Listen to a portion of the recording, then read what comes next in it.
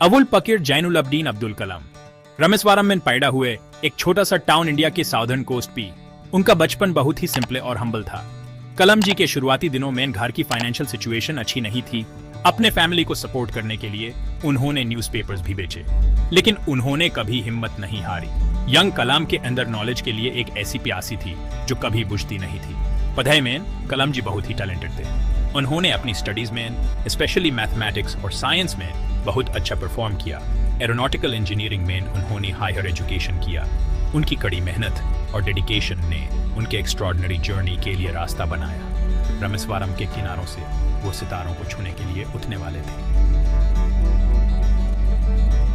कलाम जी की life story ये बताता है कि सपनों में कितनी पावर होती है। उन्होंने बड़े सपने देखने की हिम्मत की, चाहे कितनी भी लिमिटेशंस क्यों न हो। उनका सफर एक हम्बल बैकग्राउंड से लेकर इंडिया की हाईएस्ट ऑफिस तक सच में बहुत इंस्पायरिंग है। कलाम जी की स्टोरी हर बैकग्राउंड के लोगों को इंस्पायर करती है। वो इंडिया की स्पिरिट का एग्जाम्पल, द रेसिलियंस, डिटर्मिनेशन और खुद पे unshakeable belief. Kalam ji defence research and development organisation में ज्वाइन कर लिए, जिसे हम DRDO के नाम से जानते हैं। उनका टैलेंट और डेडिकेशन शुरू से ही साफ दिख रहा था। इंडिया के first indigenous satellite launch vehicle SLV-3 को डेवलप करने में उन्होंने बहुत इंपॉर्टेंट रोल प्ले किया। यह इंडिया की स्पेस जर्नी का एक बहुत इंपॉर्टेंट मोमेंट था। कलाम जी का कंट्रीब्यूशन इंडिया के मिसाइल प्रोग्राम में भी रहा। उन्होंने पृथ्वी, अग्नि और ब्रह्मोस जैसे बैलिस्टिक मिसाइल्स को डेवलप करने में लीड रोल निभाया, जिससे इंडिया की डिफेंस कैपेबिलिटीज काफी स्ट्रांग हुई। उनके ISS काम की वजह से उन्हें मिसाइल मैन ऑफ इंडिया का टाइटल मिला। कलाम जी की लीडरशिप और टेक्निकल स्किल्स ने इंडिया को एक स्पेस पावर बनाने में बहुत बड़ा रोल प्ले किया। कलाम जी का विजन सिर्फ डिफेंस टेक्नोलॉजी तक ही लिमिटेड नहीं था। उनका मानना था कि स्पेस टेक्नोलॉजी का यूज सोसाइटल डेवलपमेंट के लिए भी होना चाहिए। उन्होंने एग्रीकल्चर, कम्युनिकेशन और डिजास्टर मैनेजमेंट में स्पेस एप्लीकेशंस के यूज को प्रमोट किया। उनकी कोशिशों से स्पेस टेक्नोलॉजी आम आदमी तक पहुंची। कलाम जी की कंट्रीब्यूशंस इंडिया के स्पेस और मिसाइल प्रोग्राम्स में उन्हें एक नेशनल हीरो बनाते हैं। उनके काम ने न सिर्फ इंडिया की सिक्योरिटी को स्ट्रांग बनाया, बल्कि generations of scientist and engineers को इंस्पायर भी किया। आज भी कलाम जी की लेगेसी इंडिया को साइंटिफिक एक्सीलेंस अचीव करने के लिए इंस्पायर करती है। 2002 में अब्दुल कलाम इंडिया के 11th प्रेसिडेंट चुन गए। उनकी प्रेसिडेंसी ह्यूमिलिटी, विजडम और एजुकेशन के लिए एक डीप कमिटमेंट के प्रतीक थी।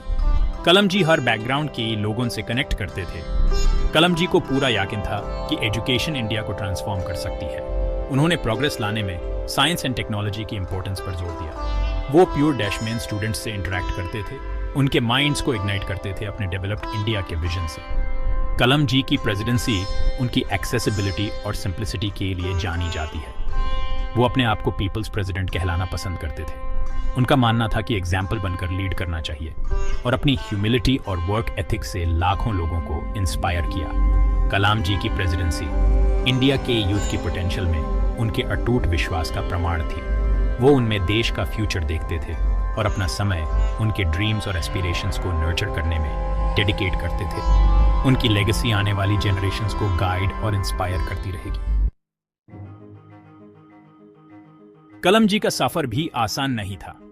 उन्हें अपने रास्ते में काफी चैलेंजेस फेस करने पड़े, लेकिन उन्होंने इन ऑब्स्टिकल्स को कभी अपने ऊपर हावी नहीं होने दिया।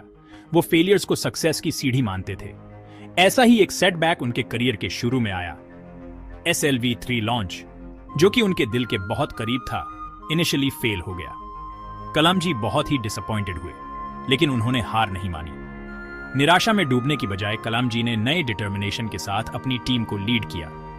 उन्होंने फेलियर के रीजंस को ध्यान से एनालाइज किया और इस एक्सपीरियंस को सीखने और बढ़ने के लिए एक अपॉर्चुनिटी माना। SLV-3 का अगला लॉन्च एक रिसाउंडिंग सक्सेस था, जो कलाम जी की रेजिलियंस और परसिवियरेंस की पावर को दर्शाता है। कलाम जी की लाइफ स्टोरी हमें यह सिखाती है कि फेलियर्स किसी भी जर्नी का एक इनएविटेबल पार्ट होते हैं। यह हम पर डिपेंड करता है कि हम इन सेटबैक्स पर कैसा रिएक्ट करते हैं। मुश्किलों में भी उनका अटूट जज्बा आने वाली जनरेशंस को अपने चैलेंजेस को ओवरकम करने और एक्सीलेंस के लिए स्ट्राइव करने के लिए इंस्पायर करता रहेगा। डॉक्टर कलाम में लोगों से कनेक्ट करने की एक अलग ही कैपेबिलिटी थी, खासकर यूथ से। वो प्योर इंडिया में ट्रैवल करते थे, अलग अलग बैकग्राउंड्स के स्टूडेंट्स से मिलते थे। उनका मैसेज सिंपल था बट प्रोफाउंड था, ड्रीम ड्रीम ड्रीम। कलाम जी को पूरा यकीन था कि ड्रीम्स में डेस्टिनीज शेप करने की पावर होती है। वो स्टूडेंट्स को हमेशा बड़े सपने देखने, अपने लिए और देश के लिए एम्बिशियस गोल्स सेट करने के लिए इनकरेज करते थे। वो उन्हें लिमिटेशंस से बाहर निकालने और हर फील्ड में एक्सेलेंस अचीव करने के लिए प्रेरित करते थे। कलाम जी अपने ड्रीम्स को अचीव करने के लिए हार्ड वर्क, परसिवियरेंस और स्ट्रॉन्ग मॉरल कंपास की इंपॉर्टेंस पे बहुत जोर देते थे। वो इंटेग्रिटी, करेज और देश के लिए सेवा की भावना पर जोर देते थे। उनकी बातें युवाओं के दिलों को छू जाती थीं, उनकी इमेजिनेशंस को इग्नाइट करती थीं और उन्हें दुनिया में कुछ अलग करने के लिए इंस्पायर करती थी। कलाम जी का स्टूडेंट्स के ई साथ इंटरेक्शन सिर्फ लेक्चर्स नहीं होते, वो उनसे इंटरेस्टिंग कॉन्वर्सेशंस करते थे, उनके ओपिनियंस को वैल्यू करते थे और उन्हें क्रिटिकली और क्रिएटिवली सोचने के लिए इनकरेज करते थे। उनका मानना था कि युवाओं को एम्पावर करना चाहिए ताकि वो इंडिया के फ्यूचर को शेप करने में एक्टिव रोल निभा सके। डॉक्टर एपीजे अब्दुल कलाम ने इंडिया और पूरी दुनिया पर एक ऐसा निशान छोड़ा है जो हमेशा के लिए याद रहेगा। उनकी लाइफ और काम आज भी लाखों ऑफ लोगों को इंस्पायर करते हैं। वो एक साइंटिस्ट थे, एक इंजीनियर थे, एक लीडर थे और सबसे ऊपर एक टीचर थे। कलाम जी की लेगेसी सिर्फ उनकी साइंटिफिक अचीवमेंट्स तक लिमिटेड नहीं है। वो इंडिया की ट्रू स्पिरिट का प्रतीक थे। यूनिटी एंड डाइवर्सिटी, कंपैशन और ह्यूमन पोटेंशियल में एक अटूट विश्वास। उनकी लाइफ स्टोरी हमें आशा की किरण दिखाती है और हमें याद दिलाती है कि हार्ड वर्क, डेडिकेशन और सेवा की भावना से कुछ भी संभव है। कलाम जी का विजन एक ऐसे इंडिया का था जो प्रोग्रेसिव एचओ, प्रॉस्परस एचओ और शांतिपूर्ण हो। उन्होंने साइंस और टेक्नोलॉजी की पावर में विश्वास किया जो सभी इंडियंस की लाइफ को बेहतर बना सके। उन्होंने एक ऐसे इंडिया का सपना देखा जो पॉवर्टी, इलिटरेसी और डिजीजेस से मुक्त हो। उनकी टीचिंग्स आज भी पॉलिसी मेकर्स, एजुकेटर्स और सिटीजन्स को गाइड करती हैं ताकि वो उनके विजन को रियलिटी बना सके। मरने के बाद भी डॉक्टर कलाम हमें सिखाते रहे। उन्होंने अपनी आखिरी सांस भी वही करते हुए ली जो उन्हें सबसे ज्यादा पसंद था, स्टूडेंट्स से इंटरैक्ट करना।